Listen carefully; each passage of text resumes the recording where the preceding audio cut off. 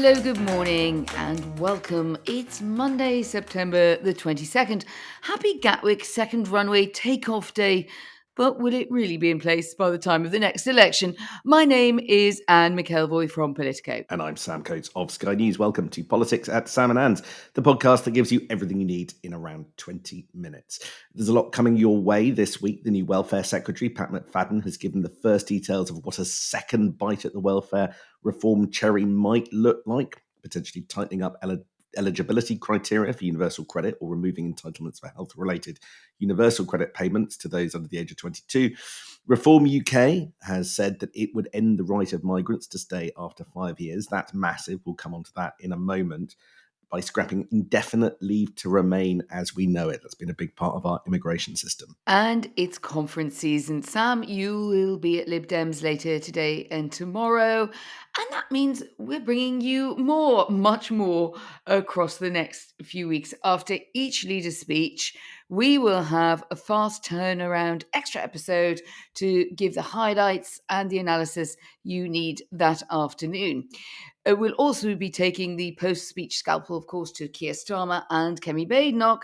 But first up, it's Ed Davey's address to Lib Dem conference. That's tomorrow. So watch out for that to drop late afternoon, wherever your good podcasts are sold and traded. We will have the inside story and our take for you. Right. World leaders are gathering in New York this week for the UN General Assembly, but without Keir Starmer, who appears to have stayed at home to make his announcement on Palestinian statehood yesterday. I may have missed something, Anne, but it looked like all the leaders basically made Palestinian statehood announcements on Twitter, or X rather, which is quite something.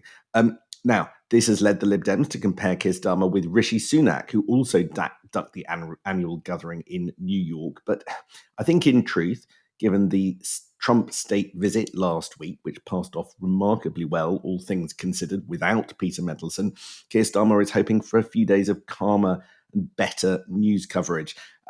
And just without wishing to revisit something of too much pain for this government, we're expecting Lord Mandelson back fairly imminently, but you've got some intel. So as the dust settles over the recall by Keir Starmer of Peter Mandelson, we might have actually started wondering when he's going to show up back here. And there is a delay. Sam, I knew you were counting the days. And it is down largely to his beloved dog, Jock, who has his own profile as the Diplo dog on Instagram, or at least he had in his brief post as top dog in DC. Rather unglamorously, Jock needed worming and a vet checkup and a few days to make sure that had all gone to plan. And he has to be flown back across the Atlantic along with his owner and Peter Mandelson's husband, Ronaldo, to prepare for life in the English countryside while things calm down a bit. So one detail that I did discover while inquiring into the health of the dog Jock is that Peter Mandelson was invited to the state dinner. So you're right to say the visit passed off without him behind the scenes as ambassador, but it was reported that he wasn't invited to the dinner. It turns out he was, and it all just fell apart in those dramatic days shortly before, and reminds us of the chaos behind the scenes. Some talk also of a substantial financial payoff that Peter Mandelson, Lord Mandelson, might pursue. The advice I got from an employment lawyer who works with government says it's going to be quite hard not to do that unless you could prove actual misconduct while in office. So I don't think we've heard the last of that saga. That's absolutely fascinating. I have to say, a bit of me just wants to say, spare me the tiny violins for Peter Mandelson. I'm sure that there continue to be some people who want to talk up his role. Clearly, the impression I get as well is that he feels intensely angry about what's happened to him. But yeah, let's talk about that record as ambassador with the White House in particular. I think that one of the key things that I've picked up is he was not that popular with the White House. He was not that popular with Donald Trump. So, if he wants to go around defending his own reputations, then good luck to that, because I think it is a mixed picture. My understanding is that he had a peculiarly awkward relationship with Susie Wiles. don't think it was necessarily wise that he went around talking in the third person about himself. He was critical members of the administration. That got back to the White House. And yes, Trump personally wasn't enamored with Peter Mandelson. That is my understanding. So for all those people in number 10 who talk about the fact that he was exceptional, that was worth the risk, the more you sort of scratch around in this area, be careful what you wish for. Entire doctoral theses will be written on this topic, probably largely by Sam Coates. Um, Someone who is well seen in MAGA circles is Nigel Farage. He's doubling down on reforms immigration credentials, hardening them up still further as the other parties rush to catch up. And this week he has started with a tilt at the Boris wave, which is what, Sam? So Nigel Farage and Zia Youssef are going to give a press conference mid-morning this morning to say that within 100 days, a reform government would abolish something that we have had for decades in our immigration system known as indefinite leave to remain. So that's the right, once you've been here for 5 years, to qualify for a sort of permanent settlement. And with it comes quite a lot of benefit entitlement. What Reform UK would do is replace it with a 5-year visa that you have to reapply for every 5 years. The qualification would be higher, probably closer to 60,000 would be the salary you'd need to earn in order to do that. And critically, people who are on ILR at the moment would also have to apply. So this is going to apply potentially to millions of people, and there would be next to no access to benefits, which would be reserved for, they say, British citizens. Now, I think this would be quite a dramatic change. It injects a lot of uncertainty to people who thought that they had certainty in their settlement status in the UK and their ability to live here permanently and without challenge. But just as you're having this weekend on the other side of the Atlantic, Trump raising the cost of business visas by an extraordinary amount from a few thousand to a six-figure sum, so too does Nigel Farage want to do things that are absolutely eye-catching to get the kind of political debate going. And I think where he thinks he has an argument to make is around numbers, right? Last year, 172,800 people, more or less, got indefinite leave to remain. So you can make a judgment whether or not you think that is high. But 5 years on from people coming in from the Boris wave, and the numbers look quite big. The numbers in the Times are the ones that I've picked out. I haven't been able to find an ultimate source for them. But from next year, about 270,000 people would qualify for indefinite leave to remain. The following year, it would be 416,000. And then the following year would be 628,000. I think these are projections based on existing data of the number of people who've come in. So they're not perfect figures. But going up from roughly 250,000 to kind of well north of 500,000 people being eligible present all administrations with a problem, and all administrations with the need to answer the question, what would you do? Of course, this government has said it wants to extend the period before you get permanent status from 5 years to 10 years. That's already causing some conniptions in the business community, and it's for Shabana Mahmood to decide whether or not that applies to people who are already here and in their qualifying period, because we don't know that yet. But if those figures, if that projection is right, it is a question that all parties are going to have to answer at some point, and now we have Reform's answer. Lots of questions remain, though, don't they, on amping up reforms, efforts there to control immigration. It sounds a bit like a deterrent move in such a draconian way. There's quite a good checklist in the Politico playbook this morning, which covers, this is just for starters, the legality of that move of removing indefinite leave to remain and what would happen in the event of court challenges there. Of course, Reform would say that they think that's exactly what are the problems, but how would Nigel Farage and co deal with that? What does it mean for the EU settlement scheme? How many people would actually leave? As Youssef saying in an interview that he thought lots of people would leave because a lot of them were dependent on benefits, but that is obviously hard to calculate. And of course, the knock-on effects on social care and hospitality relying on migrants who are very unlikely to be earning above that higher salary threshold that reform would put in. But Sam, it's interesting too, isn't it, to see how Labour, particularly Labour, will respond here, because it wants to take the edge off reform's lead on these matters, and at the same time is unlikely to want to go all in on a policy that is really removes so many existing rights and entitlements. But you could say, Sam, that we're doing exactly what reform want us to do, which is we're talking about their policies a long way out from the next election and before there's been any really road to whether this is practical or not at all. But here we are chatting about it. One of the interesting things, I think, about the way Nigel Farage does politics is he relies on talking about things that politicians in other parties are squeamish about, right?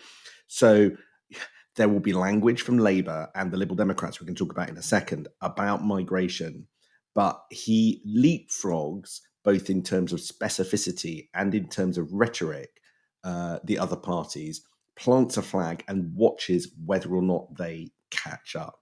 And let's be honest, right? We're talking about this just at the start of Liberal Democrat conference.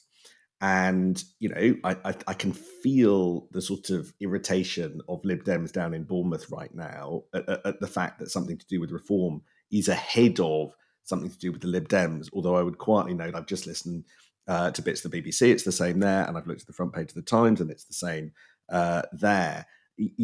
And there is an interesting question about why a party with 72 MPs is getting less coverage than a party with 4. Of course, you've got 5 after Danny Kruger's defection. Of course, you have the situation where Reform are leading the polls. But I have a slightly different theory about salience and news coverage of stuff, and I want to try out on you.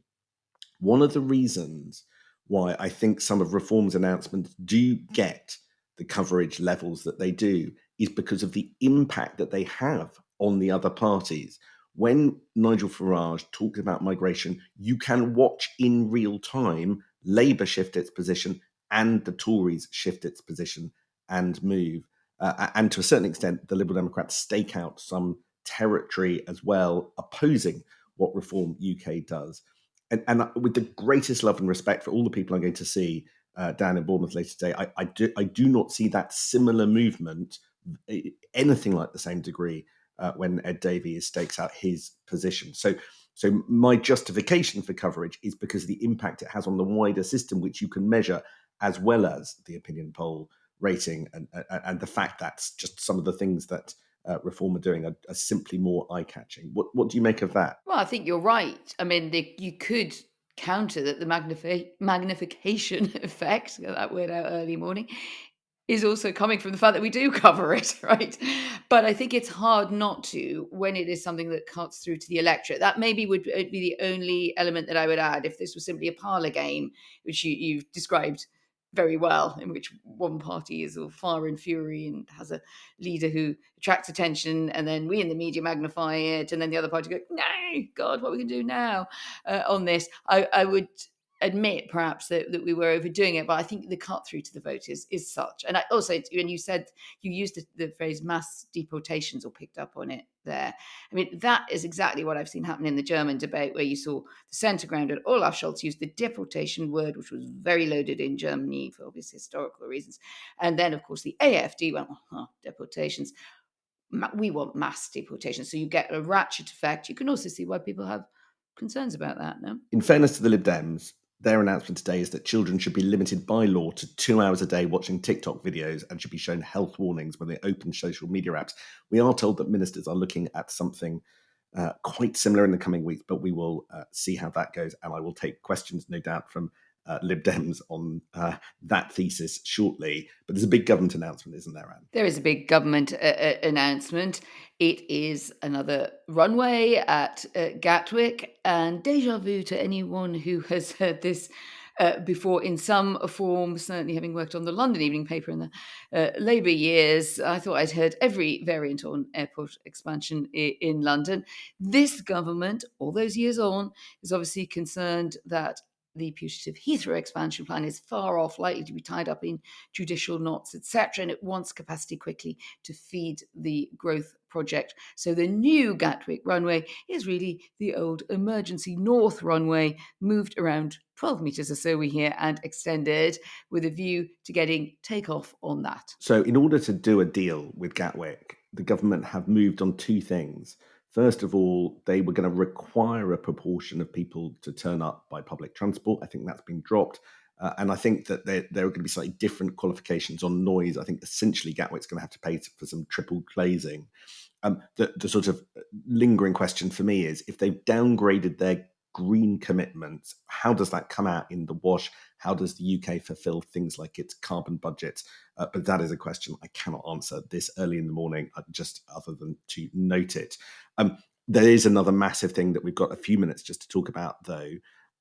Yesterday, Keir Starmer did say that the UK is recognising the state of Palestine.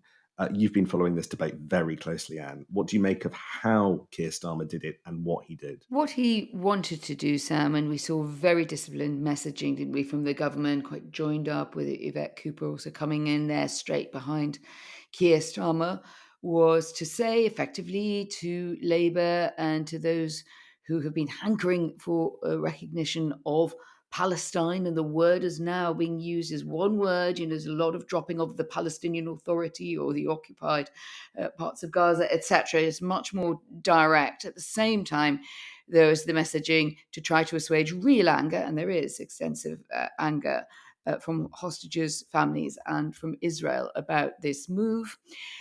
We've seen a lot of emphasis that it has been carried out alongside Australia and Canada, so it has a kind of Anglosphere connectivity, not the US, but other major countries, and France doing the same thing. So there's a desire, I think, for Keir Starmer not to be seen to be out there by himself on this one. I don't think we have heard the last at all of the what it really means dilemmas. We talked last week, actually, on the podcast, Sam, about the sticking point of what you do about the ambassadorial or the representative relationship, and I think that has been fudged.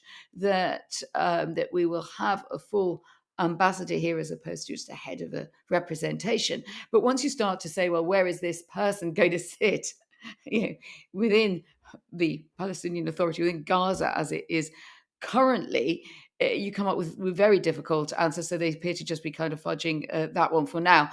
And I think what you're seeing play out today is an argument about whether the recognition of an idea, which is supposed to lead to a two-state solution in time, is that something that is solid enough to carry Keir Starmer through on this one, or does it begin to unravel once it becomes clear that there really is not the road that he wants to that two-state solution? So then it does sort of appear that you've done it perhaps for more internal or signalling reasons, and you're stuck with the consequences, or indeed the lack of consequences. That's right. If you were to talk to a government official, I think they would say that what the UK is also doing at the moment is working with other countries on some kind of UN-backed international authority to take over the running and reconstruction of Gaza after the conflict. But you only have to listen to the debate in Israel and in Trump's America to realize that that's not quite where any of them are at all. Exactly. And instead, there's talk of dividing up or in some way annexation of Gaza, which would render the 67 borders and the recognition that the UK and other countries did yesterday somewhat obsolete. But nevertheless, this was a promise that was given in the Labour manifesto that Keir Starmer has honoured after some domestic political backlash. I mean, I think it was even Yvette Cooper was pressing him in the cabinet just a few months ago when she was Home Secretary. Now she's over in New York today, delivering it as Foreign Secretary and warning Israel not to act as a consequence of the decision of several countries to recognise the state of Palestine. But quite how it helps in practice, as you say, that remains unclear. If there was a lot of noise in the background, that is because there's particular interest in this podcast from Bob the Cat, so you can probably hear the guttural purring there. But you can also have just heard the alarm, which marks 20 minutes, so we are out of time. Thank you very much indeed. It's going to be a big week. I'll be back tomorrow from Bournemouth with a further update, lots of Liberal Democrat content, Look forward to speaking to you then. We'll have a cat-free morning tomorrow then.